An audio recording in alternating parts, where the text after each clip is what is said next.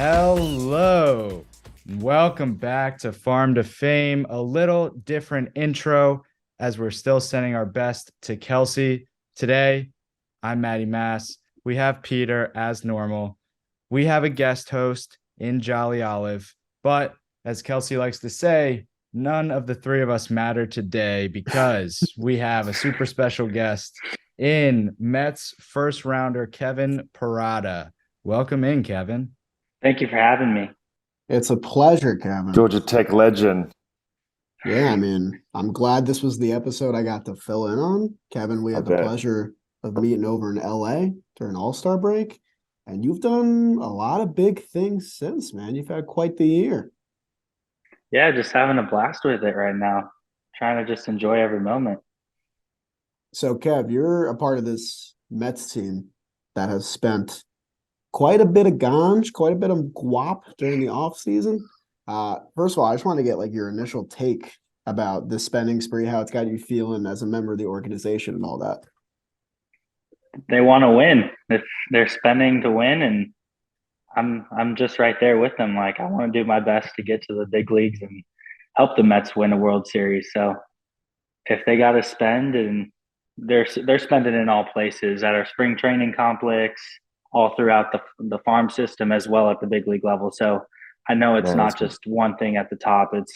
They want to win and produce guys, become the Dodgers of the East. So Love that. they've made some changes to the spring training facility down there because I've been going there since 2006 and it needed some updates. I tell you that. Yeah, I know last year that they had an update. Right now, they're doing another update to the facility. I think it's all new turf and fielding and everything. And then I know that they have in the works some more development stuff going down. So they're definitely trying to update everything.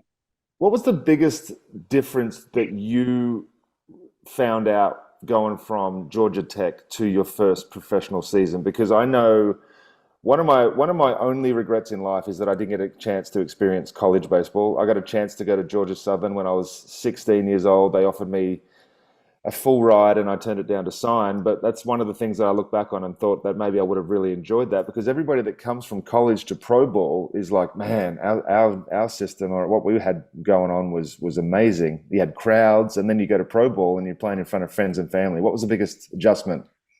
Yeah, that's probably the biggest adjustment right now is we would get big games like um, college playoffs or playing Tennessee, and it's just rowdy everywhere. Yeah. Like people, everyone's talking smack. Like it gets pretty rowdy. And pro ball, it is kind of quiet at this level. But the good thing is everyone's there for a reason, and so it's a blast. Like I enjoy it, and you play every day.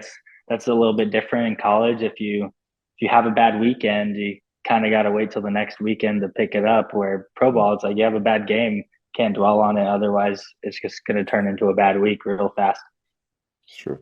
Yeah, and you probably, I assume, would have got picked out of high school had you not committed to Georgia Tech.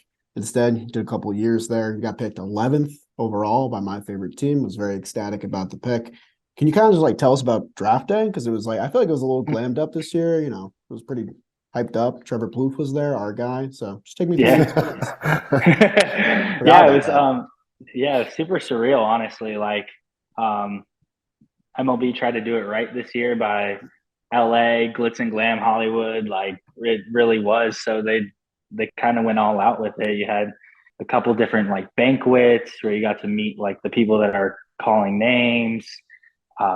Obviously, I mean, Jomboy had that party at the All Star Oh my game, but there god. was you had parties all over, like lots of things to do, lots of just everybody in town, like past big leaguers, people working with the office, like just everyone was around. It was pretty awesome. And then after getting picked, I got to like meet Pete Alonso and um, I thought you were going to say me then, but no, that's fine. Pete Alonso's fine too. Peter Moylan was cool, but Pete Alonso, I caught Second Pete Alonso's favorite. home run, so we've got a connection there. I feel you. That's good. practically the same guy. Yeah. Built the same. Yeah, built different, but that's fucking Sorry, right. man. Didn't mean to step on toes. You're so you were in LA for the draft. Did you get the experience of going up on stage and everything like that? Yeah. So I'm from LA, Pasadena area, so it kind of made sense for me to go to the draft. It was literally my backyard, and when MLB said bring whoever you want, like we're not going to put a limit on how many people you bring, like that made it really easy. So it was really awesome when I got picked. Got to go up, shake Rob Manfred's hand, and just kind of get my first taste of being a professional athlete with all the media and especially a New York athlete right after that with all the scrums and SNY and all of that. But it's just really cool and just I mean I'm thankful for it. And now it's like now I'm a professional baseball player and trying to make my way up to the highest level. So California kid, why Georgia Tech? Hmm. I wanted to go away from home. Um, my agent now recruited me actually to go there because he was coaching there at the time, Right. and it was just it's been a blast. Like I can't think anymore. I did obviously the catchers out of there, Georgia Tech, like Joey Bart, Jason Varitek, Matt Wieters, you name it. Like Yeah. I think they did a statistic that the last 15 starting catchers out of Georgia Tech have been drafted into Wow. MLB baseball, Damn. which is pretty impressive. And I'm loving every moment of it. And I'm glad that I could put my stamp in on it. Hell yeah. I think I would be remiss not to ask you about your time at Georgia Tech, especially having the 2022 season that you did. Mm-hmm. Top 3 finalists for Golden Spikes. Unfortunately, the college baseball home run record was broken the same year. So that's a tough draw. But from 2021 to 2022, you had a huge jump in, you went from 9 home runs to 26, 1 stolen base to 11 stolen bases. OPS jumps up above 1.0. What changed for you? You were 19 freshman year into your 20-year-old season as a sophomore at Georgia Tech. It was maturity, honestly.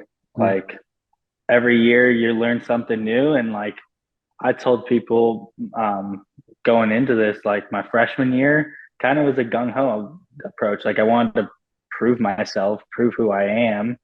That's And normal.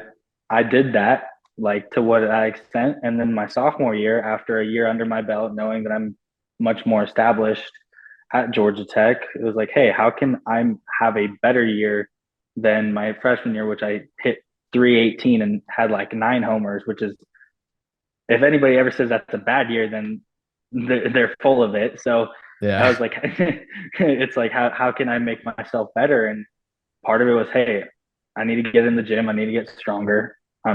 I was still pretty light. And it was also came down to like swing decisions. And then my biggest thing that I've always been working on is catching. How can I continue to work and get better at that? Because in the end, like that's the part of the position that's going to keep me somewhere. And the bat is just a bonus. Great answer. Awesome. And then for those listening that don't know, Kevin set the Georgia Tech single season home run record with 26. Coming down the stretch, we just saw Judge do it at the pro level. All eyes were set on Aaron Judge as he was coming down the stretch. He said after he hit it, yeah, the pressure, I could feel it the whole way. Is that something that you felt while there? Yeah, no.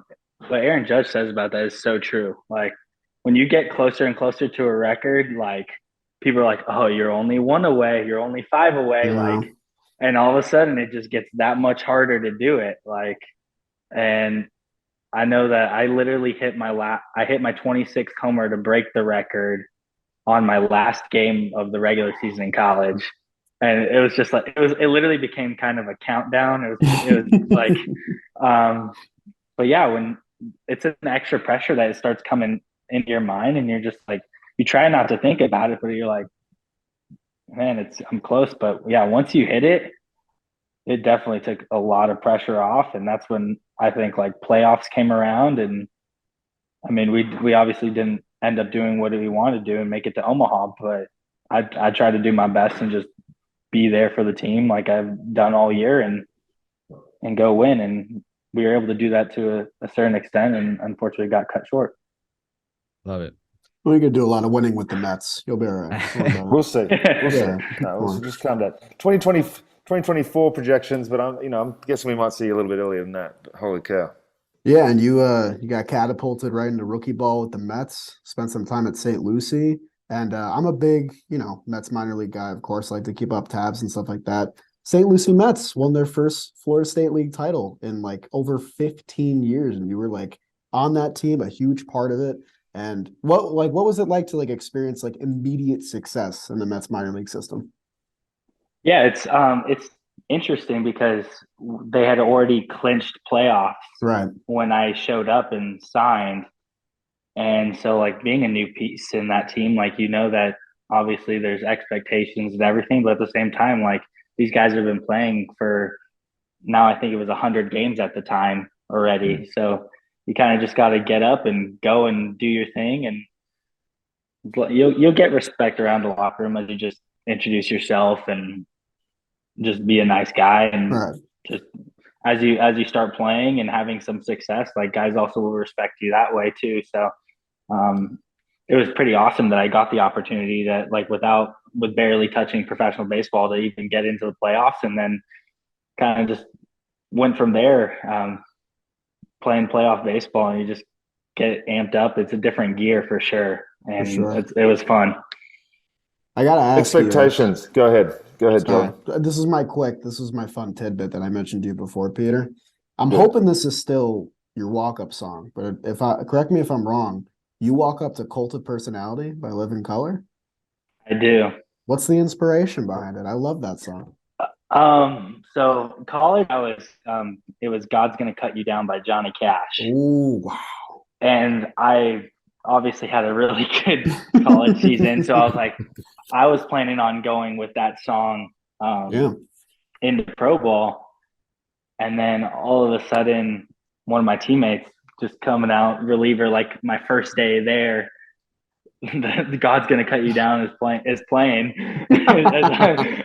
I'm like, well, I probably shouldn't have the same walk-up song as some guy as a reliever, even though I'll probably play a little more often going up to the box. So I just had to like search through, and I was like, you know what, I like Colt's personality, so right. I gotta go. I'm gonna go with it and let it ride. And if it changes next year, it changes. But as of now, kind of just going with it. I like That's the awesome. audible call. That's respectable. Yeah. It's a good backup to have. I like that. Did you have a walkout, Pete? Yeah, I had TNT by AC/DC. Wow, that's a dad song. That's a dad song. It Never is a go dad wrong song. with AC/DC. Yeah, you can't. But listen, I didn't know that I could choose my own. When I first got to the big leagues, they'd play I Come From a Land Down Under every single time I ran out. And eventually I was like, guys, can I change my song? They're like, yeah. I was like, you shit me? Like, so I changed it to TNT, and I rode that out for the rest of the time. But yeah, that's it's important to get a good walkout song early, though. Yeah. Establish that. Before we dive any further into any of our conversation here, I did just want to thank DraftKings for sponsoring this episode. They are an official sports betting partner of the NFL, and it's my go-to when betting on the NFL this holiday season. They have same game parlays, it's easy, fast payouts, player prop options, and so much more. Right now, new customers can bet just $5 on any NFL team to win their game and get $150 in free bets if they do win. Check this out. Right now, everyone can earn up to 100% boost with DraftKings stepped up same game parlays. Go to DraftKings Sportsbook app, place a same game parlay, and combine multiple bets like which team will win, player props, point totals, and more. The more legs you add, the bigger the boost and the bigger your shot to win huge. Everybody knows I've been betting on Villanova basketball. Luckily, that's turned around a little bit, slowly but surely, as Jay Wright is no longer at the helm. Download the DraftKings Sportsbook app now. Use code Jomboy. Place a $5 bet on any NFL team to win their game and get $150 in free bets if they do. Only at DraftKings Sportsbook with code Jomboy. Minimum age and eligibility restrictions apply. See show notes for details. It's like a lot of new faces in the Mets organization now, a lot of change going on. I'm not sure like where you're going to land when you start the year, but like what is like a goal you've set yourself for the 2023 season? Yeah, the biggest goal right now is learn. I'm still very new. Obviously, signed Justin Verlander, have Scherzer, Kodai Senga, like lots of new guys to learn from. And we actually have a lot of veteran talent on the big league club. So I'm just excited to learn from those guys and take what I learned in spring training. And then after that, go out and play and do my thing and just really enjoy every single moment of it, compete, and do my best to keep grinding it out and moving up. Have you got an invite to big league camp? I mean, we'll see. I haven't gotten an official call, but that's hopefully that happens. And I mean, you'll see the guys around, so you can always learn from them. You mentioned expectations before. I'm interested, do the Mets sort of give you a pathway that they want for you, or do they just wait for you to do what you want to do? The Mets pretty much told me, hey, we want to make you the best catcher that you can be, and go hit, go be who you are, and just get better at every other part of your game. And most like their goal is to hopefully make me to the big leagues in a couple of years and develop me into the best catcher that I can be. So that's really what they told me. There's no set path. There's no like, hey, we're going to put you here or here yet. Like, I don't know any of that. And they're just like, go work out, go do your thing, and we'll figure it out as it goes. I'm feeling you're gonna be forcing your way up the levels real quick, man. I love the way you speak. I love the confidence. I love the fact that you've got it all behind you and it's all in front of you too, man. I can't wait to see what you do. Thank you so much. Yeah. We know all the on the field stuff. Lastly, before we close it out, what is Kevin like off the field? Is it a movies and TV shows? Is it collecting shoes? What are we looking at? Yeah, actually one of the biggest things I do love is, I know it's part of baseball, but I do love working out. It really just calms me down. I love going to the beach. I like being outdoors a lot. Started golfing during COVID because you couldn't do anything else. Yeah. And I really just became a liking to it, and I do enjoy that. So I like being outside. I mean, I have my days where I want to watch a movie or play a little bit of video games, but I'm normally outside trying to do something, enjoy the fresh air. Good answers. Love Beautiful. it. Good questions, Maddie. Pete, do you want to wrap us up with an Aussie lingo? Oh my goodness. Okay. So while Pete looks up a word, if you couldn't tell at this point, he is from Australia. I know it shocks a lot of people. That's what that is. Okay. Every Farm to Fame episode, the last thing that we do is Pete picks an Australian word and we convert it into, or we take our best guess at what that word means in American English. Okay. Oh gosh. I've never gotten one of these. Tinny. Tinny. Tinnie. Tinnie. Jolly, do you have thoughts? Oh fuck, dude. Let's see. Tinny. It's never like what you think it is, ever. So I'm just gonna go like out in left field. I think a tinny's like a flower. Okay. I will go with a trash truck. Oh, here comes the tinny down the street. I like that. That's a little too British though. Is a tinny like a shoe? No, but a It tinny is a can of beer. We call that a tinny. Crack a couple of tinnies with the boys. I should have went simple. I overthought that. I went That's how we get you. That's how we get you. Fuck that up. I'm gonna go for 5 now or some shit. That's fine. I think Maddie's ever got one. Never? No, he's got one. I've gotten one. Let's Do go. they even speak English down there? Like, it Right. doesn't seem like it now. I work on television, dude. Come on. I got some words. When you get into rhyming slang, oh my God, it's all over. Oh, no. It's all over. Oh, cut the show. Cut the show. It's over. It's over. Oh, Thank you man. guys for tuning in. Kevin, thank you for joining us, man. It was an absolute pleasure. Thank you for having me. Yeah, man. course, Thank yeah. you for coming on. We're all your biggest fans at this point, and I Mostly know me. Kelsey is too. Jolly definitely has a little extra bias with the Mets side. Peter's actually biased against you. So you Listen, shouldn't be friends. we're big into catches in Atlanta at the moment. So you might be part of a trade that we just stockpile Come catches. on. So We're not trading. Can with you guys. we just talk about Jolly's homer off? You off saw a Jomboy? homer? Wow. I did KP, see that. my I was guy. I was dying of Oh. laughter. Dude, first of all, tough you had to see that stat line right before it. That's tough. if you That's had tough. read the comments after Jolly's previous tournament, you would never have played blitzball again in your life. But he was like, you know what? Frick all that shit. I'm gonna get up there. I'm gonna take the boss of the company deep. Now he owns the company, so it's amazing. So funny. You just made my day, Kev. I love it. That's awesome. Yeah, that Glad was you saw awesome.